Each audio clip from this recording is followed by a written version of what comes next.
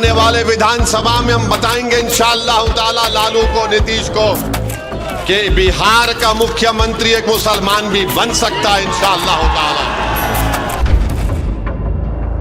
17% मुसलमानों की बिहार में आबादी है और 2 टिकट दिए जाते हैं।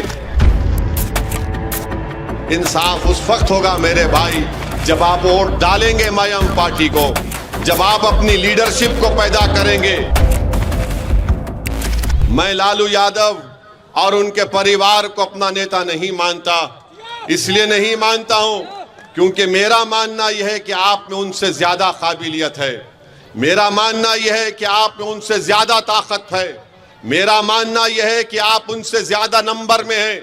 मेरा मानना यह है कि आपकी आबादी में उनसे ज्यादा हक है। तो जब आप हर एतबार से आगे हैं, आप कब तक इनके पीछे भागेंगे? आप बताइए कि राजद ने 22 लोगों को टिकट दिया, जिसमें से सिर्फ 2 मुसलमान हैं, बल्कि 32 टिकट राजद ने अपने 22 माले और सीपीआई के लोगों को दिया है, उसमें सिर्फ 2 मुसलमान हैं। 17% मुसलमानों की बिहार में आबादी है और 2 टिकट दिए जाते हैं। और गाली किसको देते हैं? ओवैसी को और अख्तरुल ईमान को कि ये लोग वोट काटने आए हैं। अरे तुमको सिर्फ 2 नजर आए और अपने परिवार से तुमने 2-2 अपनी बेटियों को टिकट दे दिया। तुमने 2-2 अपनी बेटियों को टिकट दे दिया। बताओ मेरे अजीज दोस्तों और बुजुर्गों, इससे ज्यादा बेइज्जती और क्या हमारी हो सकती है? आपने अभी अख्तरुल ईमान की तकरीर में सुना कि कितनी नौकरियों से हमको हाथ धोना पड़ा। हमारी आबादी में 2 करोड़ हम आबादी में और नौकरी हमको नहीं दी जाती है। तो बताओ ये कैसे इंसाफ होगा?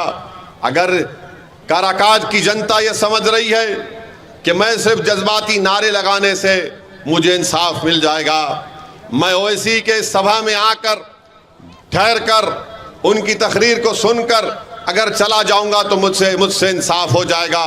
नहीं मेरे दोस्तों, इंसाफ उस वक्त होगा मेरे भाई जब आप वोट डालेंगे मयम पार्टी को, जब आप अपनी लीडरशिप को पैदा करेंगे।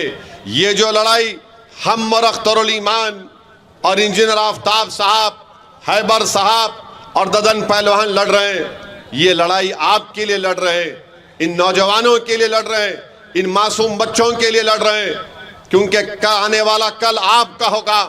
हमारी जिंदगी का भरोसा नहीं कि कब हमारी जिंदगी का शमा गुल हो जाए, मगर ये लड़ाई तुम्हारे लिए लड़ी जा रही है ताकि आने वाले कल में तुम किसी की गुलामी ना कर सको।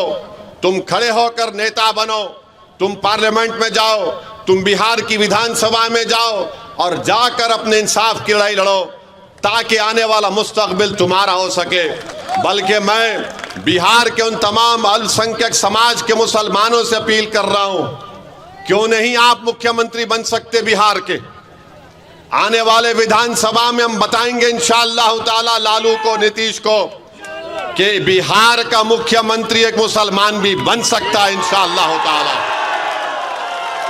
हम कब तक इन लोगों की गुलामी करते रहेंगे? MY के नाम पर वोट तो हासिल कर लेते हैं, मगर बताइए आप एक ट्रेन में रेलवे पुलिस का एक शख्स गोली मारता है ट्रेन में, तो आप देखते हैं कि मरने वाले का ताल्लुक बिहार से था।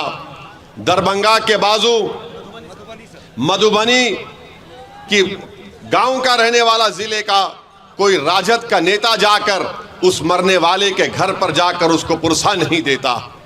हम गए, हैदराबाद से गए, रहने वाला बिहार का था मगर राजस्थान में रहता था, हम वहां पर गए। बताइए आप कब तक ये नाइंसाफी का दौर चलता रहेगा?